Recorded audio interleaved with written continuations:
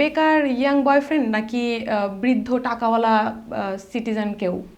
বেকার young boyfriend বলতে ব্যাপারটা হচ্ছে যে বয়ফ্রেন্ড ব্যাপারটা আমার কাছে অনেক মিনিংফুল। আমি একজনকে ভালোবাসি, সে আমার বয়ফ্রেন্ড।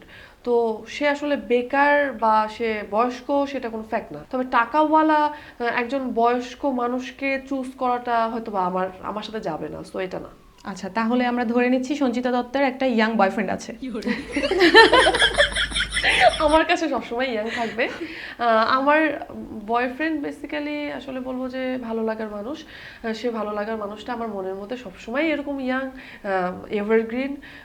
বাট আমি তাকে এরকম করেই সুন্দর করে এভারগ্রিন রেখে দিই, কেউ জানেও না, বা আমি কখনো কখনো ভুলে যাই যে আমার আচ্ছা, boyfriend আমরা আছে। আসলে বয়ফ্রেন্ডের নাম ধাম কোনো কিছুই জানতে চাচ্ছি না। তার হাইট কত? আমার সমান। তোমার হাইট কত? আমার হাইট 5'10". 5'10"? তাহলে তারও 5'10", 11? তার আমার হাইটের থেকে অনেক বেশি, কারণ আমার ভালোবাসার হাইটটা অনেক বেশি।